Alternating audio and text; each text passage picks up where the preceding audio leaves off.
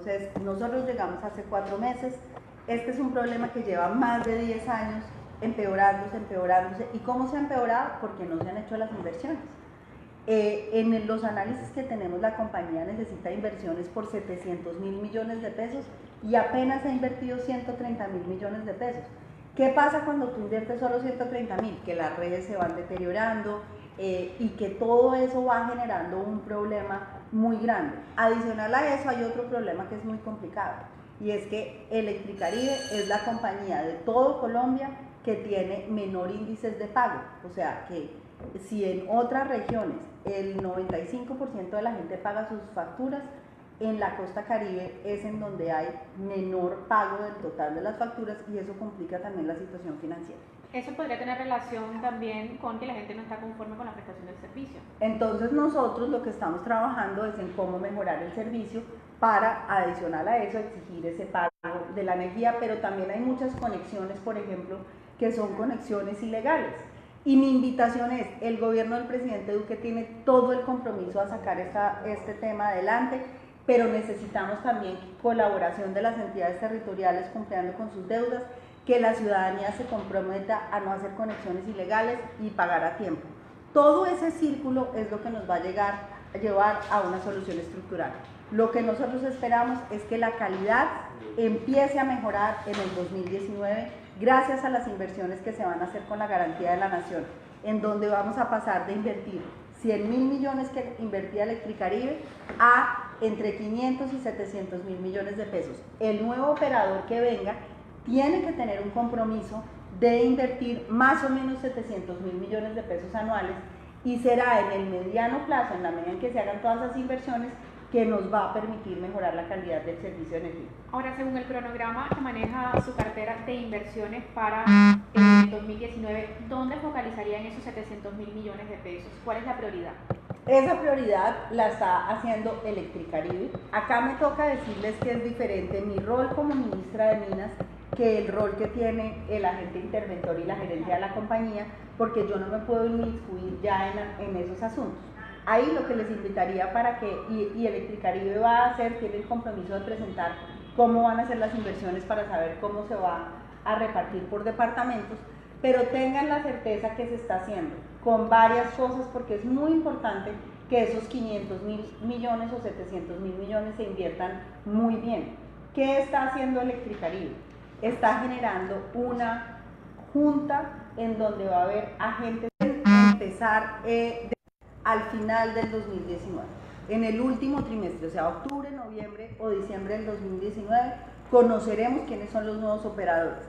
Ya no habrá más un solo operador para la costa Caribe, habrá más de un operador para la costa Caribe, así que Electricaribe se va a transformar, y a partir del 2019 estamos haciendo todo el proceso de transformación. La compañía actual tiene los recursos para empezar a hacer inversiones en la red que vayan ayudando a mejorar la calidad del servicio. Pero nosotros no somos magos, y en eso hemos tratado de ser nuestro compromiso absoluto con los colombianos es siempre ser francos y decir la verdad. Este es un problema muy complicado que lleva muchos años y que va a tomar tiempo que se vaya resolviendo, porque no hay otra manera de hacerlo. Aunque yo quisiera, no tenemos cómo hacer un camino diferente para poderlo resolver, pero estamos comprometidos a que empiece. Es que todos los años se va empeorando.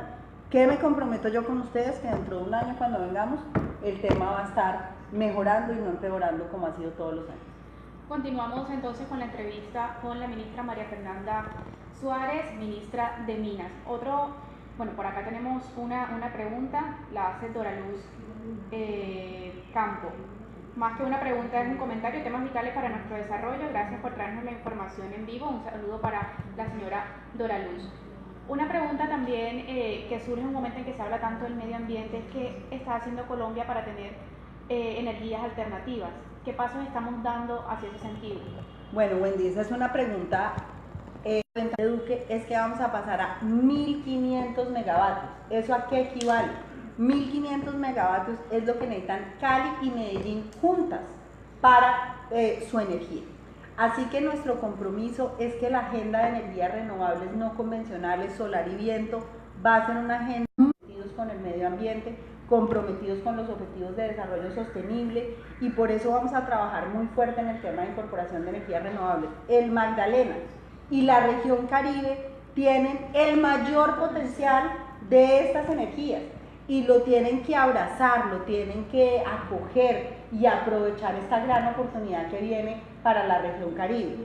Yo estaba viendo los proyectos que hay para el Magdalena y hay proyectos muy interesantes en sol y en viento, proyectos que están en el proceso de estructuración y que vamos a trabajar para que se den esos proyectos. La Alta Guajira también tiene proyectos muy importantes porque el nivel de vientos que hay en la Alta Guajira es uno de los vientos más fuertes del mundo.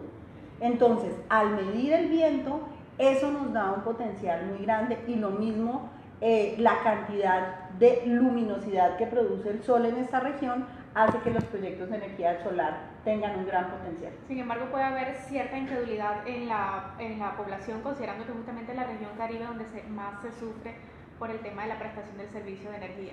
Y por eso yo creo que es fundamental para nosotros trabajar esos dos temas al tiempo. Tenemos que trabajar al tiempo que se desarrollen estos grandes proyectos que le van a generar energía a todo Colombia, y también tenemos que trabajar en que se mejore el servicio de electricidad en la costa Caribe. Pero la gran ventaja es que esto realmente nos permite mejorar el servicio de energía en muchas zonas de la costa Caribe, porque hay zonas de la costa Caribe en donde ya no será tan bueno estar interconectados al sistema, sino que va a ser mejor tener, por ejemplo, su propia generación solar.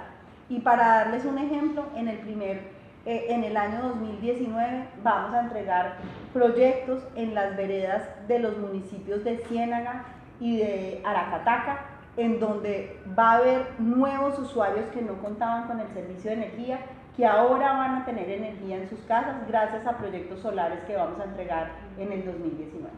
Tenemos más preguntas y comentarios. José Campo dice, ojalá mejoren el servicio y bajaran las tarifas.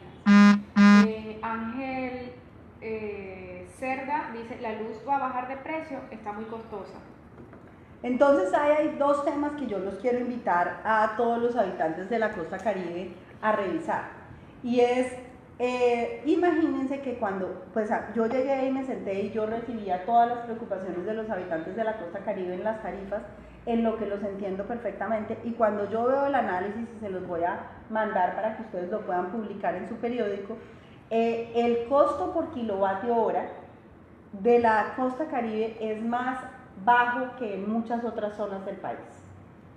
Pero cuando uno ve el consumo por habitante es mucho más alto que en otras zonas del país. Obviamente el clima influye en ese comportamiento. Y el clima influye muchísimo en ese comportamiento, y eso es parte de las cosas que nosotros tenemos en consideración. Sin embargo, les tengo que decir que Colombia en general es una zona caliente, o sea, es una zona en donde hay calor. Realmente solamente en Cundinamarca, Boyacá, donde son zonas más frías, pero de resto, no sé, Barranca Bermeja o otras zonas del país también tienen zonas muy calientes y no necesariamente el consumo es tan alto.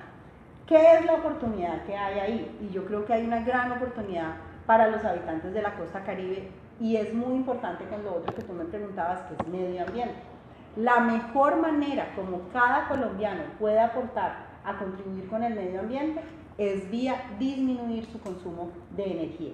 Su consumo de energía tanto en la luz de la casa como en la moto o el bus o el vehículo que uno utiliza para ir a su trabajo o a su casa. En eficiencia energética les voy a dar un ejemplo. Aire acondicionado. Si ustedes ponen el aire acondicionado a 22 grados centígrados, que es fresco, a 22 grados centígrados uno no siente calor, ahorra el 40% del consumo frente a tenerlo a 18 grados centígrados. Cuando yo voy a los talleres de Construyendo País, que vamos a tener un taller de Construyendo País en Magdalena en el 2019, les pregunto a los niños, que son los que siempre le dicen la verdad, bueno, dime una cosa, cuando tú sales de tu casa, ¿apagas el abanico o lo dejas prendido? Ahora que estamos en el fenómeno del niño del 2019, de ser más eficientes en el uso de la luz, porque eso tiene un impacto gigantesco. ¿Qué más vamos a hacer? Vamos a hacer un programa en el 2019 de eficiencia energética para sustitución de neveras en estratos 1 y 2. porque la otra, solo en la costa Caribe, porque la otra cosa que hemos encontrado es que hay neveras muy viejas, les tengo todas las fotos, y esas neveras, ustedes no saben lo que consumen 3 y 4 veces lo que consume una nevera eficiente.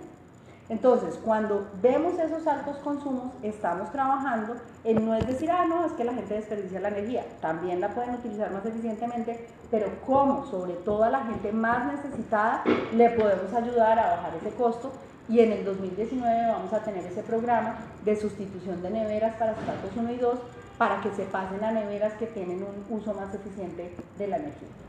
Bueno, hay un tema también que está preocupando bastante a los habitantes del Magdalena, y es el tema de racionamiento del gas propano, que anunció el gremio que representa a estas compañías, porque la empresa que iba a brindar el servicio que disminuyó la oferta. Entonces, ¿cuál sería la estrategia del gobierno para, digamos, suministrar el gas propano a estas poblaciones? Acá en Magdalena hay muchos municipios que no tienen un gas natural, que necesitan de un cilindro de gas para poder ellos cocinar. Entonces, ¿cómo sería la solución, digamos? Porque también están preocupados por el aumento del costo al esto disminuir pues la oferta. Bueno, en el tema del gas propano, lo primero es que todos los habitantes del Magdalena y de la costa Caribe y los colombianos pueden tener la tranquilidad de que va a haber suficiente gas propano para el 2019. Acá lo que hubo es que Ecopetrol, en su refinería de Barranca Bermeja, para darle una mejor calidad de gasolina a los colombianos, que los utilizamos todos, es la misma gasolina que utilizamos en el Magdalena o que utilizamos en la costa Caribe o en Colombia, disminuyó su producción de gas propano.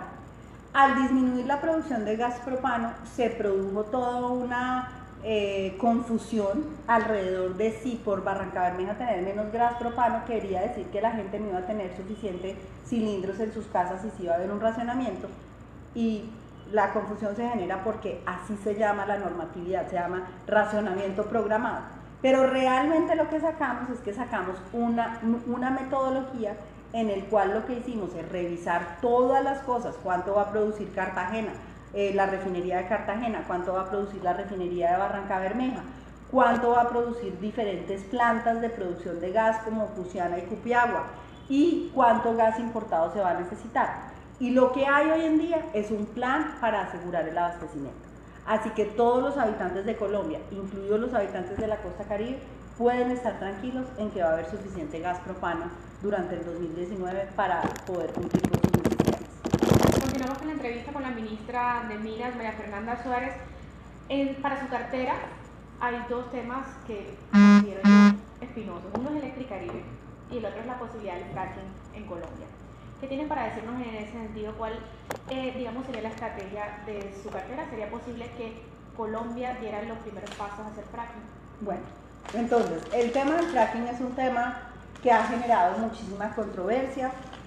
Cuando nosotros recibimos el gobierno, encontramos que había sido un debate que se había politizado por completo. Esto se volvió que una ideología es en contra del fracking y la otra ideología es a favor, que si uno está a favor de los hidrocarburos y la minería en general, entonces uno está en contra del medio ambiente. Ese es un dilema falso.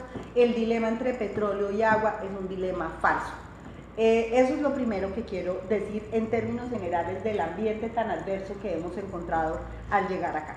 Y fíjense que esta pregunta sobre el gas propano es algo que nos hace ver una cosa, y es nosotros hasta el 2018 producíamos prácticamente todo el gas propano que necesitábamos, y por una disminución en los recursos naturales, pues vamos a tener menos gas propano y ahí nos hace depender del gas importado. ¿Qué le está pasando a Colombia en este momento? Que Colombia tiene que decidir si quiere seguir siendo autosuficiente en petróleo y en gas o no. ¿Y por qué? Porque Colombia tiene solo 5.7 años de reservas de petróleo. Con ese petróleo se produce la gasolina y se produce el diésel. El día que tengamos que importar de petróleo, pues vamos a depender de otros países para echarle gasolina a la moto, así de sencillo. Y en gas, la situación es, hay reservas para más de 10 años, pero a partir del 2021-2022 podríamos empezar a necesitar gas importado para el gas que vamos a consumir nosotros cada uno en su estufa, o el taxi que se tiene que abastecer de gas, o el gas del calentador, o el gas de las térmicas, que es con lo que se produce energía. ¿Esto por qué es fundamental? Porque si nosotros dejamos de hacer exploración y producción en petróleo y en gas, vamos a depender de otros países. En el gas dependeríamos o de Venezuela o de Estados Unidos. Esas son como las dos fuentes en donde podríamos empezar. ¿Y por qué empecé por ahí? Porque la otra cosa que he dicho con respecto al fracking es que es tan importante decir que sí como decir que no. Decir que sí tiene unas implicaciones y decir que no también tiene unas implicaciones, como dejar de ser autosuficientes en petróleo y en gas. ¿Qué hizo el gobierno nacional? Ante un debate tan profundo en donde se había desarrollado una regulación con mucho profesionalismo, había un tema que no se había hecho, y es que no había habido suficiente conversación con las comunidades, suficiente pedagogía, entender cuáles son las preocupaciones de las comunidades que son válidas. ¿Qué hicimos? Hicimos un grupo multidisciplinario de gente de todas las profesiones que tienen que ver. Entonces hay sociólogos, hay expertos en medio ambiente, hay geólogos, hay hidrólogos, hay economistas, hay ingenieros de petróleos. Todo este grupo de expertos ha estado trabajando, ha tenido reuniones en las regiones, estuvo en Barranca Bermeja, estuvo en San Martín Cesar, estuvo en Puerto Wilches, oyendo a las comunidades y entendiendo cuáles son las preocupaciones y oyendo a los grupos de interés, oyendo a los grupos ambientales, oyendo a los grupos sociales. Y lo que va a hacer esta comisión de expertos es que va a coger todo eso que hasta ahora ha recogido de cuáles son las preocupaciones de los colombianos, lo va a contrarrestar contra los estudios que hay, que ya 10 años después de que se ha hecho fracking en el mundo, pues uno puede entender qué cosas pueden ser ciertas y qué cosas pueden ser no ciertas, ver la regulación colombiana y darnos una recomendación. Esa recomendación debe venir en el primer trimestre del 2019. Nosotros lo que queremos como gobierno es que los colombianos tomemos la mejor decisión respecto a ese tema. Cualquier decisión va a tener implicaciones, tenemos que conocer con absolutamente claridad esas implicaciones y poder ir adelante en qué debemos hacer. Sin embargo, pues cuando le hice la pregunta, inició haciendo un paneo sobre cómo estamos en tema de reservas. ¿Cómo el tema del fracking podría hacernos mejorar el tema de reservas? Pues Wendy, el tema del fracking ¿qué ha generado? Estados Unidos pasó de ser un país que era importador de petróleo a ser un país que hoy en día es el mayor productor de crudo. Uno siempre tiene la imagen del petróleo y tiene a los jeques árabes como que son los mayores productores de petróleo. Pues en el 2018, gracias al fracking, Estados Unidos pasó a ser el mayor productor de petróleo. ¿Qué hay en Colombia en ese tema? En ese tema, las reservas de gas podrían pasar a 30 años de reservas de gas. O sea que yo, que tengo unos hijos de 10 y de 11 y de 13 años, podría asegurar que cuando mis hijos tengan mi edad, siga habiendo gas para que ellos puedan cocinar y para que ellos puedan tener todos esos servicios. Hoy no los podemos asegurar. Y en el caso de petróleo, de 5 a 15 años. Acá uno de nuestros seguidores pregunta, ¿de qué manera van a garantizar que no afectará al medio ambiente el fracking en Colombia? Y además, para complementar esa pregunta, hay otra de Yesid Hernán Durán que dice, los estudios que se han hecho no tienen validez, según esto el fracking afecta al medio ambiente. Entonces, nosotros lo que quisimos es tener un grupo de personas independientes, de personas que estudien todos esos estudios que hay, porque ¿qué nos encontramos nosotros? Que hay estudios que dicen que el fracking va a contaminar las fuentes de agua. Hay estudios que uno va y ve después de aplicaciones de 10 años en donde eso no se comprueba científicamente. ¿Qué es lo mejor? Que haya una comisión de gente independiente en donde hay gente muy importante del sector de medio ambiente. Ustedes saben que en Colombia hay una cosa que se llama el Foro Nacional Ambiental. Y gente perteneciente al Foro Nacional Ambiental, gente que ha trabajado estos temas y que tenía las mismas preocupaciones y escepticismos de muchos de los colombianos, son parte de esa comisión. No conocemos todavía los resultados de esa comisión, Yo lo que espero es que esa comisión estudie los diferentes puntos de vista, estudie los riesgos que hay. Toda actividad humana tiene riesgos, pero lo que tenemos que entender es si existe la capacidad de mitigar esos riesgos y si existe la capacidad de mitigar esos riesgos, cómo se puede hacer, y eso es lo que nos tiene que decir la comisión de expertos, o si definitivamente no se puede hacer.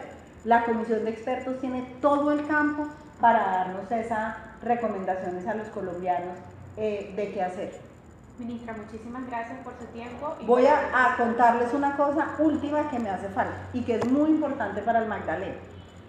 Con el petróleo, gas y minería se producen todas las regalías de Colombia. Las regalías de Colombia aprobamos para el año 2019-2020 el presupuesto más alto de regalías. ¿Qué hay para el Magdalena? El Magdalena va a pasar de recibir 520.000 millones de pesos que recibió en los años 17 a 18 a recibir 780.000 millones de pesos. Tiene 250.000 millones más de recursos. Es un crecimiento de casi el 50% en los recursos que tendrá el Magdalena. Adicional a eso, el Magdalena tiene pendientes por ejecutar 180.000 del periodo anterior.